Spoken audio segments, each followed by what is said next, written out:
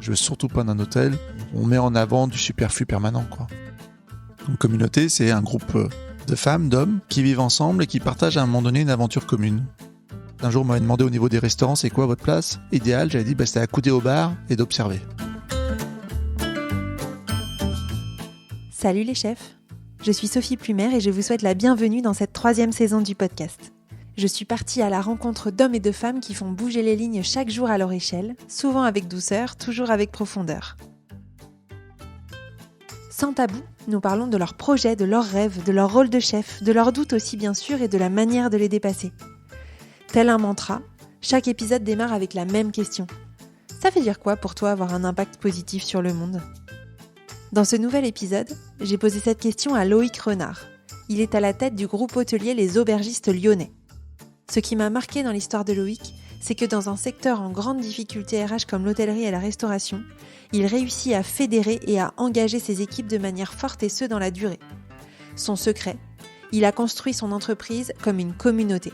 Avec Loïc, vous allez donc découvrir ou redécouvrir à quel point cette notion de communauté est une clé pour construire un monde dans lequel il est agréable de travailler et plus globalement, il est agréable de vivre. Loïc est un homme de conviction et profondément humain. Il a construit son rôle de chef en alliant humilité et prise de risque. Je suis certaine que son histoire va vous inspirer. Je vous souhaite une excellente écoute de ma conversation avec Loïc Renard et je vous retrouve en fin d'épisode pour le débrief.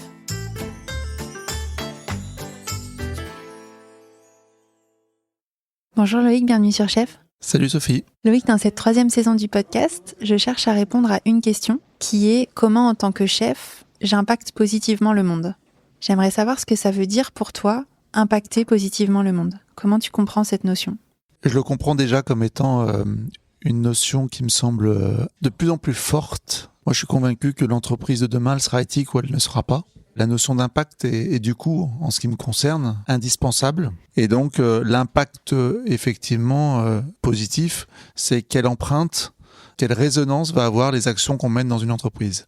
Je pense que c'est indispensable de le ramener à un référentiel, parce que l'impact a été positif pendant des années, mais lié à un impact financier de business. Pour beaucoup, si je suis un peu à peine caricatural, mais on peut pas dire que Coca-Cola ou McDo, si on prend des grandes firmes de ce type-là, elles avaient un impact positif, mais sur le plan business.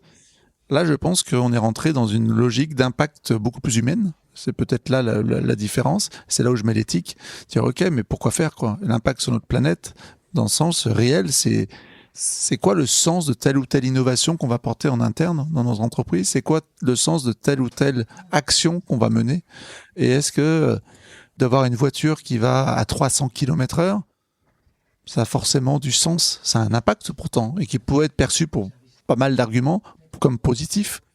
Comment on fait pour que, dans un métier notamment comme le mien, qui est quand même un métier lié à l'humain, notre communauté interne, c'est-à-dire les membres qui composent l'entreprise à l'instant T, soient heureux, et comment les gens qui viennent dans nos établissements, modestement, puissent passer un moment agréable et positif. C'est ta manière, en tout cas, d'impacter le monde, ton premier cercle. Si tu parles d'impacter le monde, je pense que j'ai quelque part au fond de moi je sais pas si c'est un syndrome, mais du super-héros qui va sauver le monde. Voilà, je pense que c'est, je sais pas si c'est un point commun avec beaucoup de chefs d'entreprise, mais je pense que si on essore un petit peu au fond de nous-mêmes ce doux rêve, c'est un petit peu ça. J'ai cette volonté d'être utile. Et j'ai ce besoin de protéger, d'avancer, de construire, de bâtir. Pendant longtemps, j'ai pensé que c'était peut-être par la politique, c'était peut-être par le monde associatif. J'étais très investi au sein du Centre des jeunes dirigeants. Donc je sentais que je pouvais avoir un impact là-dedans. Et je l'ai eu, cet impact à mon niveau. Mais je me suis aussi très vite rendu compte que j'étais très vite soumis à du compromis, soumis au fait d'être dans une logique de représentation. C'est-à-dire quand on est président d'une association, on ne parle pas forcément en tant que Loïc Renard, on va parler avant tout en tant que président de. Je me suis rendu compte que j'avais la capacité de m'adapter à ça, mais je me suis rendu compte que ça ne me nourrissait pas. Je me suis rendu compte que de porter mes convictions au sein d'un environnement que je maîtrise mieux, ça avait beaucoup plus de sens, que j'ai beaucoup plus de puissance et de moyens pour faire des choses. Et c'est ce qui m'anime profondément pour essayer d'avoir cet impact positif dans mon écosystème proche. Loïc, je t'ai invité sur le podcast pour mieux comprendre comment, justement, en tant que chef, on peut impacter le monde, son écosystème, notamment à travers l'entreprise. Aujourd'hui, tu es président, fondateur d'un groupe qui s'appelle les Aubergistes Lyonnais. Et quand on a préparé cet échange, tu m'as parlé d'une notion qui est la notion de communauté. J'aimerais bien t'entendre sur cette notion-là. Comment est-ce que l'entreprise que tu as créée, que tu diriges aujourd'hui, est une communauté ? C'est aussi parce que on a bafoué le terme de communauté que j'aime remettre ce terme-là que je trouve magnifique, de tribu aussi, dans le bon sens du terme. Donc communauté, c'est un groupe de femmes, d'hommes qui vivent ensemble et qui partagent à un moment donné une aventure commune. En tout cas, c'est ce qui moi me parle. Je suis assez vigilant ou au clair sur une notion. C'est pas un groupe qui partage un rêve commun. J'ai eu la chance d'échanger avec un philosophe un peu là-dessus. Et en fait, quand on essore un petit peu les rêves, je prenais un exemple très bateau. Les joueurs de l'équipe de France qui ont gagné la Coupe du Monde en 98 ou en 2018, leur rêve commun, c'était pas de gagner la Coupe du Monde. Leur rêve intime, il y en avait un, c'était pour rendre plus fier son père. Il y en avait un autre, c'était pour gagner plus d'argent. Il y en avait un autre, c'était pour que ses enfants se souviennent de lui. Et ainsi de suite. Si on essore vraiment, bien sûr que si on va très vite en raccourci, on se dit, ok, c'est de gagner la Coupe du Monde. Mais au fond de soi, la motivation, elle est ailleurs. Et le rêve, en fait, il se partage pas. Il est très intime. Il peut y avoir un projet commun, une aventure commune, qui permette d'atteindre son propre rêve. Et ça, je pense que c'est hyper important d'essayer de faire en sorte que chaque membre de la communauté se questionne du pourquoi il est ici. Et donc, la communauté, pour moi, c'est de dire simplement, c'est un groupe de femmes et d'hommes qui vont vivre à un moment donné une aventure commune, à l'instant T. Ce qui est primordial pour moi, parce que la notion de communauté peut être très enfermante. Mais je pense que, vraiment, il y a une règle, c'est la règle des 2 pieds. Tout le monde est libre de prendre ses 2 pieds et de partir. Vous êtes dans une réunion, ça vous convient pas, en tout cas vous y retrouvez pas, ne dérangez pas la réunion. Prenez vos 2 pieds, vous sortez. So what, il se passera ce qui se passera derrière, mais vous assumez, vous partez. Voilà. En quoi les Aubergistes Lyonnais est une communauté ? Comment elle vit cette communauté ? D'abord, c'est une communauté parce que c'est un groupe de femmes et d'hommes, essentiellement de femmes. Dans le monde qui nous entoure, je suis assez fier de ça. C'est pas du tout une intention, c'est comme ça. Donc c'est une communauté déjà parce que c'est un groupe d'hommes et de femmes. Moi, je me suis vraiment rendu compte pendant le Covid. Okay. Moi, j'ai ce que je t'exprimais lors de notre préparation. On maintenait les salaires, on maintenait des primes. Donc c'était réellement, pas en fake. C'est-à-dire que réellement, le niveau financier de mes collaborateurs a quasiment pas connu de variation. En sachant que vous êtes un groupe hôtelier de restauration, donc vous étiez fermé en grande majorité ou avec très peu d'activité quand vous n'étiez pas fermé. Et pas pendant 1 mois, pendant 2 ans. Ça, c'est vachement important parce qu'on a expérimenté le temps long de la difficulté. Et on a expérimenté le 0 de chiffre d'affaires du jour au lendemain. Donc ça me permet d'affirmer la logique de communauté. C'est-à-dire qu'à partir de quand on vit quelque chose d'aussi fort, si on a du fake en interne, on se relève pas. On est communauté parce que le projet commun, il est explicite, partagé, construire collectivement une collection de places de vie locales à l'identité affirmée, en assumant que l'enchantement de nos collaborateurs soit tout aussi important, voire plus important que celui de nos hôtes. Voilà. Donc ça, c'est quelque chose qui est posé. On a la notion d'enchantement qui fait intervenir vraiment la notion émotionnelle. Et donc on le fait vivre à toutes les réunions. On demande c'est quoi mon enchantement du moment professionnel, même personnel. On est super heureux parce que ce sont des petites choses. C'est ça aussi qui fait communauté. Nos femmes de chambre ont toutes leurs prénoms sur leur tenue de travail. En plus du fait qu'elles ont des belles tenues et qu'on fait attention. Le résultat des courses, on a plein de commentaires où les gens remercient les femmes de chambre par leur prénom. Et une mention spéciale à Saïda, une mention spéciale à Paola, tout est parfait. Et à partir du moment où les gens sont dans cette reconnaissance-là, parce bien sûr on leur partage, à partir du moment où on essaye de tendre vers oser être soi-même dans l'entreprise, moi je considère qu'on peut s'appeler être une communauté. Voilà. J'aimerais parler de ton rôle de chef. Chef, c'est le symbole de chef, c'est un petit oiseau qui a une coiffe et qui a des plumes un peu de chef indien.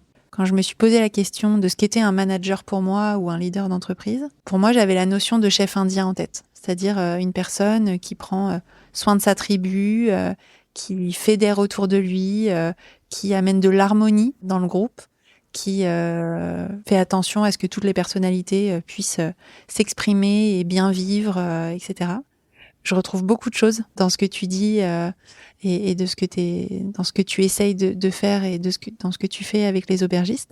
J'aimerais bien comprendre, toi, comment tu vois ton rôle de chef de communauté, de chef d'entreprise, comment tu le vois évoluer aussi avec justement l'émergence, tu le disais, de leaders inspirants en dessous de toi, etc.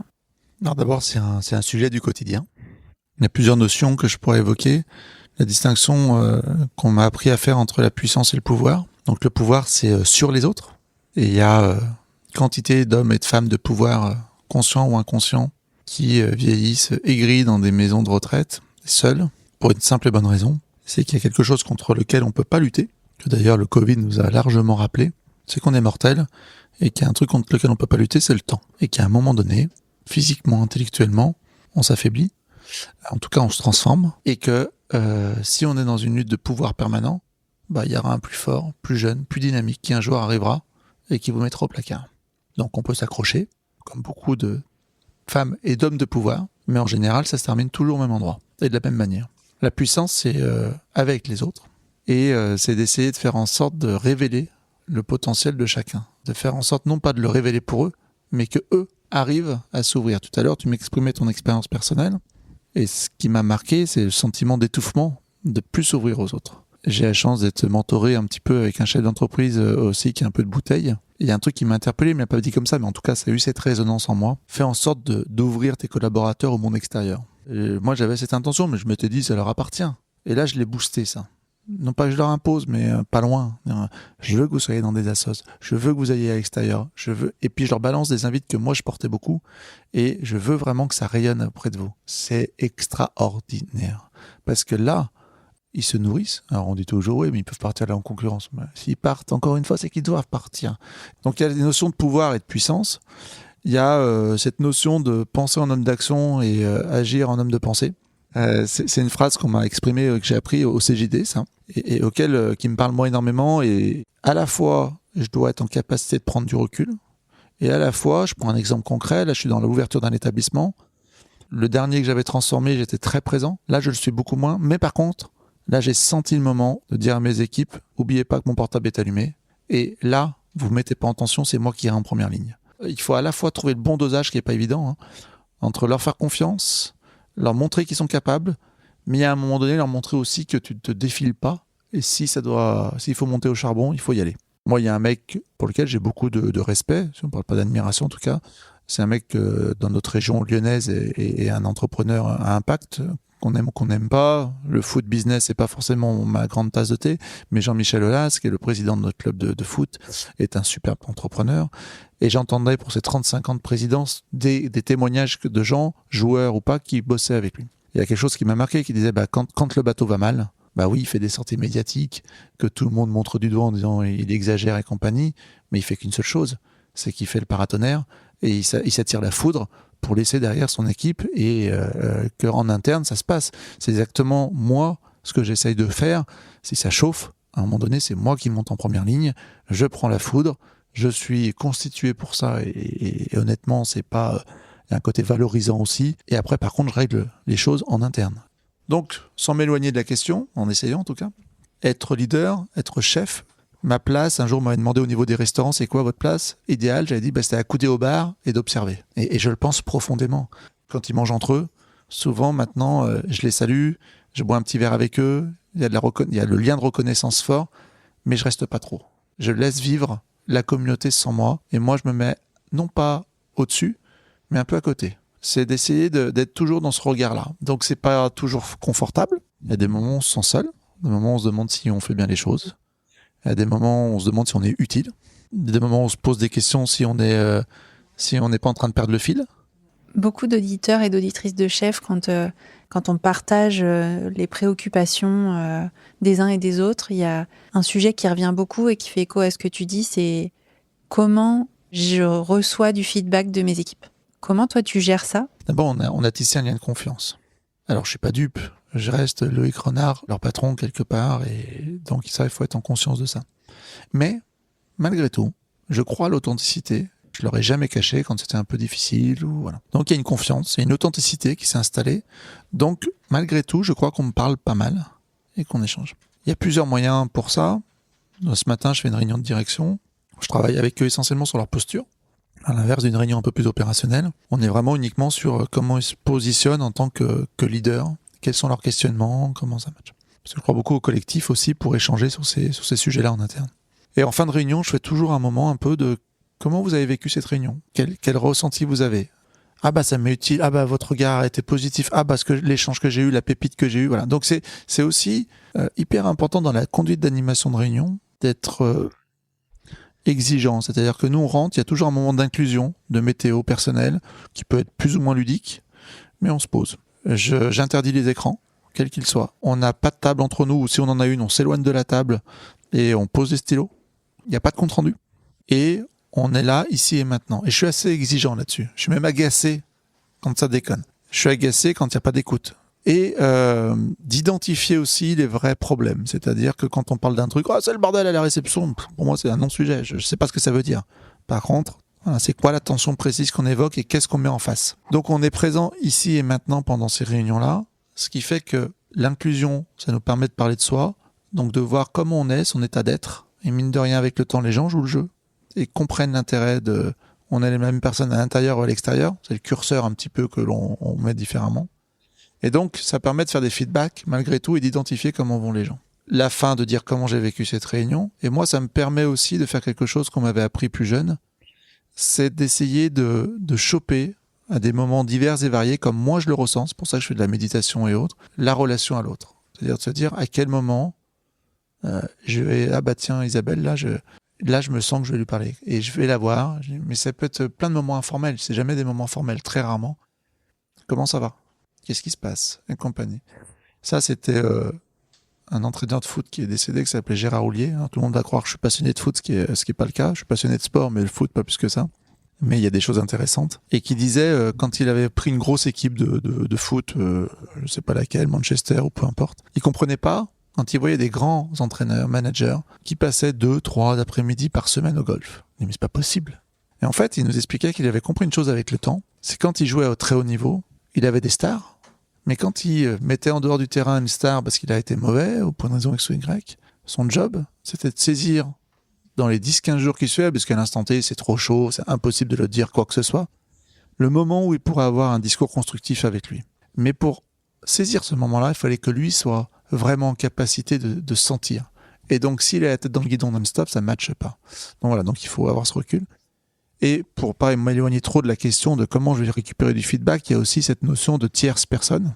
On a fait des audits avec BPI, c'était une occasion, j'ai fait partie d'une promotion d'accéléré d'entrepreneurs, donc c'était intéressant, c'était un regard extérieur. Et j'ai aussi une psy permanente, une coach psy, qui est spécialiste des risques psychosociaux. Tout le monde a son portable, qui est un numéro d'écoute, d'échange.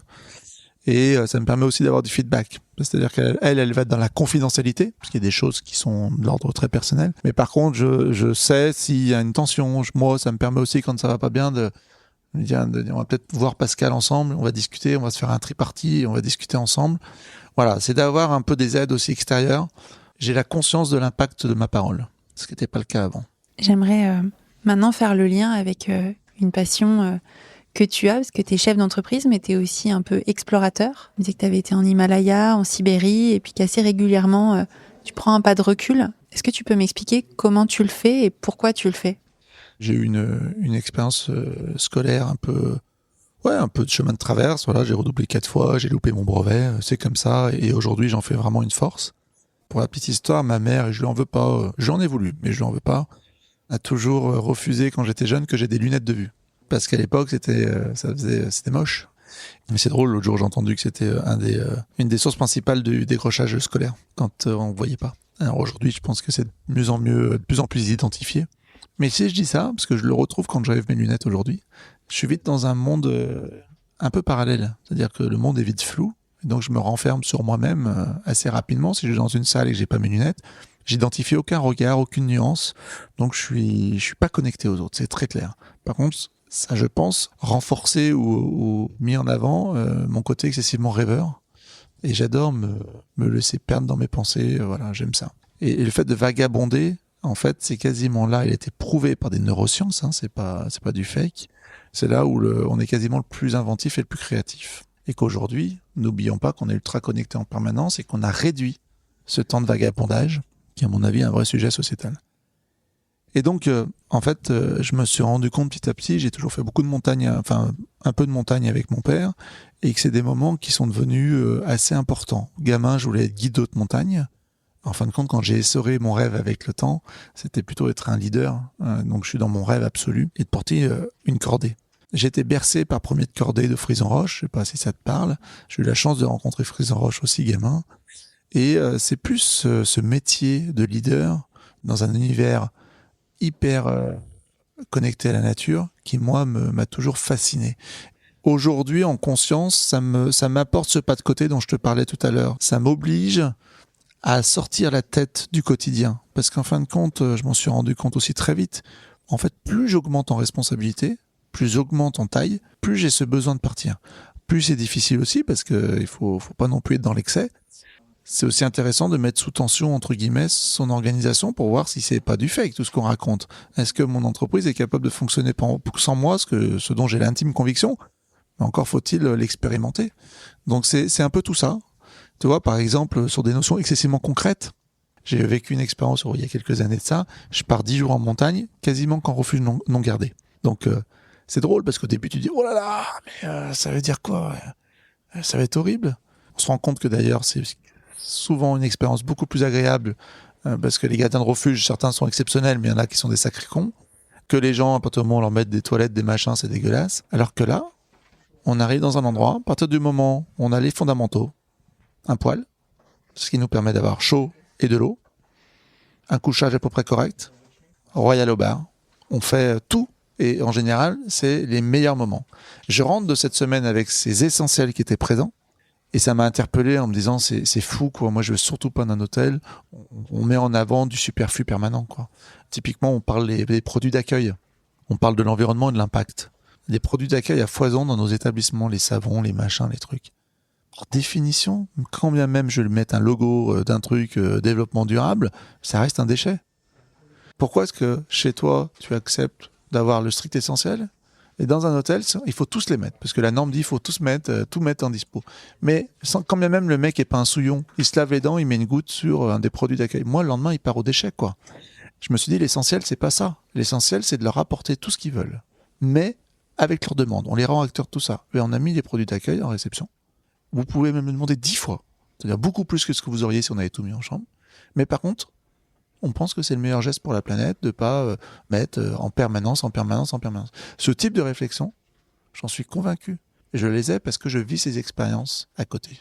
Et qui ne sont pas des expériences de sobriété permanente, de je dire machin. Non, c'est juste qu'à un moment donné, tu repartir en raid en montagne, tu te concentres sur un truc, qui est de partir avec le juste, utile, pour une simple bonne raison, c'est que tu le portes.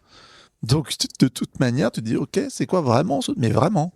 Pas, tiens, peut-être que, non, vraiment, c'est quoi ce qui est vraiment important parce que là, ton truc, tu vas le porter pendant 10 jours. Ça nous fait rire quand on voit des mecs partir avec des cabines téléphoniques dans leur dos. On a des sacs ultra light, mais parce que sinon, c'est la galère absolue dont tu parles. Et tu te rends compte qu'à la fin de la semaine, moi, tout va bien. On a quelques odeurs qu'on n'aurait pas en temps normal, mais à part ça, on est hyper heureux et même plus heureux. Donc voilà, ce que ça va me chercher, c'est d'aller interpeller plus facilement, je pense, mes équipes, mon environnement sur, mais en fin de compte, c'est quoi l'essentiel ? Loïc, on arrive à la fin de notre échange. J'ai une dernière question pour toi. Quel est le monde que tu es en train de construire et que tu as envie de construire ? C'est une vraie question auquel je ne me suis pas préparé pour y répondre d'une manière explicite. C'est bateau, mais je le pense profondément. Un monde où au moins les gens qui participent à cette aventure soient heureux. Et que le matin, quand ils viennent travailler, ils ne soient pas la boule au ventre, qu'ils soient fiers et qu'ils puissent en parler à leur environnement. Et qu'on assume le pragmatisme et le bon sens en se disant juste, ok, on se fait plaisir et on essaye d'y mettre un impact positif pour revenir sur le début de notre échange. Enfin voilà, c'est d'essayer de remettre un peu les pieds sur terre. C'est vraiment de retrouver un peu de sobriété, de plaisir et ouais, d'essayer de tendre, moi le premier, ce qui est très difficile, à profiter de l'instant présent. Merci beaucoup Loïc. Merci à toi. Alors qu'avez-vous retenu de ma conversation avec Loïc ? De mon côté, je retiens quelques punchlines qui vont me servir de trame pour le débrief. Coca-Cola ou McDo, elles avaient un impact positif, mais sur le plan business. Dans cette nouvelle saison, vous l'avez compris, nous allons aussi décrypter ensemble ce qu'est l'impact et affiner notre compréhension de cette notion un petit peu floue. Avec Loïc, nous comprenons qu'il y a plusieurs types d'impact. Business, environnemental, social et j'en passe. Comme disait mon invité de l'épisode 48, Xavier Courboulex, l'important c'est de savoir à quelle table on joue. Loïc, lui, il a choisi de jouer à la table sociale et humaine et d'avoir un impact sur ce plan-là, en créant une communauté autour de son projet d'entreprise. Il veut aussi avoir un impact environnemental le plus faible possible et donc il met en place des idées très concrètes, comme le fait de ne pas mettre de produits d'accueil dans toutes les chambres. Tout le monde est libre de prendre ses deux pieds et de partir. Le deuxième apprentissage est bien sûr ce qu'est une communauté, comment ça fonctionne et ce que ça apporte. Vous avez compris qu'une communauté est un ensemble d'hommes et de femmes qui se réunissent autour d'un projet commun. Avec Loïc, nous comprenons que la clé d'un bon fonctionnement de communauté, c'est la règle des 2 pieds, symbole de liberté et d'engagement. Donc en tant que membres de la communauté, nous savons pourquoi nous y sommes, nous savons ce que nous pouvons apporter au groupe et en retirer. Mais le jour où ça ne nous convient plus, nous sommes libres de prendre nos 2 pieds et de nous en aller. Cette règle, elle est vraiment constructive et responsabilisante. Donc pensez-y pour tout engagement que vous avez ou que vous demandez, la règle des 2 pieds. En fait, plus j'augmente en responsabilité, plus j'augmente en taille, plus j'ai ce besoin de partir. Le troisième apprentissage concerne mon rôle de chef et la manière de le travailler. À titre personnel, je me retrouve beaucoup dans le conseil de Loïc. Plus les responsabilités sont grandes, plus le besoin de prise de recul et de respiration est important. J'ai compris ça quand à 2 doigts du burn-out, j'ai regardé les leaders qui m'inspiraient et je me suis rendu compte qu'ils et elles avaient toujours la tête froide et ne paraissaient jamais stressés, en tout cas en apparence. Et j'ai compris que moi, si je voulais arriver à ce niveau de maîtrise et de bien-être, il me fallait des moments intenses de ressourcement. Loïc est un super exemple, puisque lui, il trouve ses moments de ressourcement avec ses expéditions. À chacun et à chacune d'entre vous de trouver ce qui vous fait du bien, et en même temps ce qui fera du bien aussi à votre équipe et à votre entreprise. Voilà, c'est terminé pour aujourd'hui. Je vous remercie beaucoup pour votre écoute de ce premier épisode de la 3e saison sur l'impact. J'espère qu'il vous a plu. Si c'est le cas, pensez vraiment à me le dire sur les réseaux sociaux comme Instagram ou LinkedIn, ou alors à laisser un commentaire sur Apple Podcasts par exemple. À très bientôt pour un prochain épisode.